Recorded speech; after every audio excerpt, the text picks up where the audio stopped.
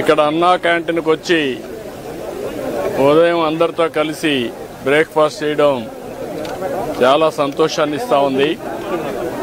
అన్నా క్యాంటీన్ పెట్టిన ముఖ్యమైన ఉద్దేశం ఎవ్వరు కూడా అన్నం లేదని బాధపడే పరిస్థితి లేకుండా ప్రతి ఒక్కరి కడుపు నింపాలి అనే ఉద్దేశంతో అన్నా క్యాంటీన్లు పెట్టాం. ఈరోజు మనం ఒకసారి చూస్తే ఎన్టీ రామారావు గారు తిరుమలలో అన్న ప్రసాదం కార్యక్రమం ప్రారంభించారు. అది నిరంతరం కొనసాగుతూ ఉంది. అదే స్ఫూర్తితో అన్నా క్యాంటీన్ పెట్టాం. అన్నా క్యాంటీన్ కూడా ఒక పద్ధతి ప్రకారం ఉండాలని ఈరోజు ఇక్కడ అన్నా క్యాంటీన్ మీరు చూశారు.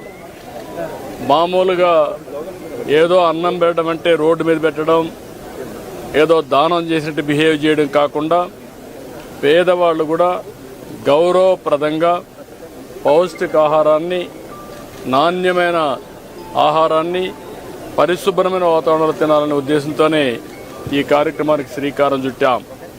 ఇది ఒక ఉదాహరణ. ఇక్కడ మీరు చూస్తే క్లీనినెస్ ఉంది, సెపరేట్ క్యాంపస్ ఉంది, కాంపౌండ్ వాల్ ఉంది. వచ్చిన వాళ్ళు ఎవరైనా సరే ఇక్కడ ఆ సమయంలో వస్తే మార్నింగ్ కానీ, మధ్యాహ్నం కానీ, రాత్రి కానీ 3 పూట్ల ఇక్కడ భోంచేసే పరిస్థితి వస్తుంది. 5 రూపాయలకే భోంచేస్తున్నారు. చాలామంది అనేక పనుల కోసం బయట వస్తారు. ఒక ఆటో డ్రైవర్ కావచ్చు, ఒక ముఠా కార్మికుడు కావచ్చు, లేకుంటే రోడ్లు క్లీన్ చేసే కార్మికులు కావచ్చు, లేకుంటే ప్రజలు కావచ్చు. ఇలాంటి వాళ్ళు చాలామంది ఉంటారు. ఎక్కడన్నా భోజనానికి పోవాలంటే 100 రూపాయలు మినిమం ఒక పూటకు డబ్బులు పే చేసే పరిస్థితి వస్తుంది. అక్కడ కూడా పౌష్టికాహారం దొరికే పరిస్థితి లేదు. ఇవన్నీ పరిష్కారం కోసం పెట్టాం. ఈరోజు ఇక్కడ ఏదైతే ఈ ఫౌండేషన్ ఉందో, మన అన్నా క్యాంటీన్ ఇస్కాన్ ఫౌండేషన్ చాలా మంచి వర్క్ చేస్తున్నారు. అది కూడా సెంట్రలైజ్డ్ కిచెన్ పెట్టి అది కూడా చాలా పౌష్టికాహారం కానీ వెరైటీస్ కూడా పెంచి రుచికరమైన నాణ్యమైన ఫుడ్ పెట్టే పరిస్థితికి వచ్చారు. ఈరోజు రాష్ట్రంలో 269 అన్నా క్యాంటీన్లు పనిచేస్తున్నాయి. మొన్నే 62 ఓపెన్ చేశాం. ఇంకొక 5 కూడా తొందరలోనే ప్రారంభమవుతాయి. 275 క్యాంటీన్ని ప్రారంభిస్తున్నాం. ఈరోజు దీనికోసం నేను ఒకటే మా ఫ్యామిలీ, అందులో భువనేశ్వర్ గారిని మనస్ఫూర్తిగా అభినందిస్తున్నాను.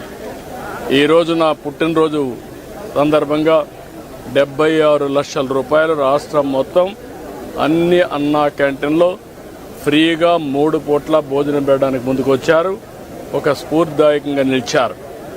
ఈరోజు నేను ఒకటే ప్రజలందరికీ విజ్ఞప్తి చేస్తున్నా, ఇది ఒక స్ఫూర్తిదాయకమైన కార్యక్రమం.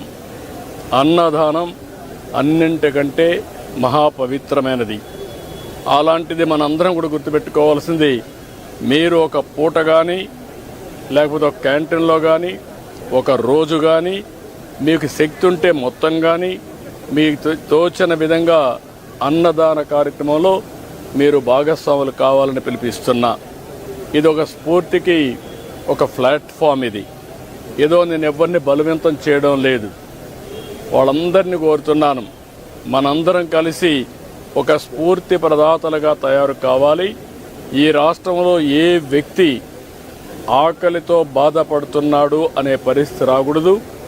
ఆంధ్రప్రదేశ్ అన్నపూర్ణ, ఒకప్పుడు దేశానికే అన్నం పెట్టిన రాష్ట్రం. ఈరోజు మన రాష్ట్రంలో ఏ ఒక్క వ్యక్తి ఆకలితో బాధపడకుండా కడుపు నిండా తిండి పెట్టే పరిస్థితి మనం తీసుకురావాల్సిన అవసరం ఉంది. ప్రభుత్వం పెట్టలేక కాదు, ప్రభుత్వం పెట్టగలుగుతాం. దానికంటే ముఖ్యంగా ఒక స్ఫూర్తికి ఇది ఒక ప్లాట్ఫామ్గా తీసుకుని మీరందరూ భాగస్వాములు కావాల్సిన అవసరం ఉంది. ఇది ప్రజా ఉద్యమంగా ముందుకు పోవాలి. నేను అందుకే P4 తీసుకొచ్చాను. P4 కూడా ప్రభుత్వం, ప్రైవేట్, పబ్లిక్ భాగస్వామ్యం. అందులో అన్నా క్యాంటీన్ కూడా ఒకటి. ఇది ఒకటే కాదు, డబ్బులుండే ప్రతి ఒక్కరు కూడా టాప్ 10%, బాటమ్ 20%ని అన్ని విధాలా ఆదుకోవాలి. అందుకే పేరు కూడా MBK అని పెట్టాను. మార్గదర్శి బంగారు కుటుంబం 10-20, 10-20. పైనుండే 20 మంది 10 మంది కింద నుండే 20 మందిని అనునిత్యం ఆదుకునే కార్యక్రమం చేయాలి. అది కూడా ఒక పూట ఏదో ఇచ్చేయడం కాదు. ఒక పూట కాకుండా వాళ్ళని short term, medium term, long term ఈ 3 దృష్టిలో పెట్టుకొని మనతో సమానంగా వాళ్ళని పైకి తీసుకొచ్చే పరిస్థితి, అన్ని విధాలు ఆదుకుని సమాజంలో ఆర్థిక అసమానతను తగ్గించే దిశగా అందరూ ఆలోచించాల్సిన అవసరం ఉంది. అదే నిజమైన ప్రజాస్వామ్యం, అదే సమాజానికి స్ఫూర్తి. అలాంటి కార్యక్రమంలో భాగంగానే ఈరోజు ఇక్కడికి వచ్చినప్పుడు నాకు చాలా సంతోషం కలిగింది. చాలామందితో ఇంటరాక్ట్ అయ్యాను. వాళ్ళ ఆనందం చూస్తే నాకు చాలా తృప్తినిచ్చింది.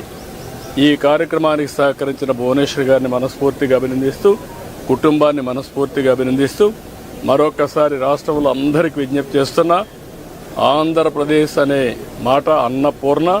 ఈ అన్నపూర్ణలో ఎవ్వడు కూడా ఆకలితో బాధపడకూడదు. గడిచిన ప్రభుత్వాన్ని చూసాం, ఇలాంటి బంగారు లాంటి క్యాంటీన్లు. దీన్ని చూస్తే ఎట్లా మనసు వచ్చిందో నాకైతే తెలియదు. పేదవాడికి తిండి పెడితే సహించలేక ఆ క్యాంటీన్లు క్లోజ్ చేసే పరిస్థితికి వచ్చారు. మామూలుగా ఎవరైనా భోజనం పెడతామంటే వాళ్ళ మీద తప్పుడు కేసులు పెట్టి వాళ్ళు అరెస్ట్ చేసే పరిస్థితికి వచ్చారు. అంటే ఇది ఏమీ కాదు, వాళ్ళ యొక్క ప్రవర్తన, వాళ్ళ యొక్క మనసు యొక్క ఆలోచన విధానం. అంటే పేదవాడు తిండి తింటే కూడా భరించలేని వాళ్ళు రాజకీయాల్లో ఉన్నారంటే, పరిపాలన చేశారంటే రాష్ట్ర ప్రజానీకం గుర్తుపెట్టుకోవాల్సిన అవసరం ఉంది. అందుకే మరొక్కసారి కోరుతున్నా, అలాంటి విభిన్నమైన పరిస్థితులకు మనం వ్యతిరేకంగా మనమందరం కలిసి సమిష్టిగా ముందుకు పోయి ఈ రాష్ట్రాన్ని అన్ని విధాలు ఆదుకోవడానికి ముందుకు రావాల్సిందిగా మరొక్కసారి కోరుకుంటూ, రాష్ట్రంలో చాలామంది ముందుకు వస్తున్నారు. వాళ్లకు తోచిన విధంగా వాళ్ళందరూ కూడా కాంట్రిబ్యూట్ చేయడమే కాకుండా ఈ ప్రభుత్వం సక్సెస్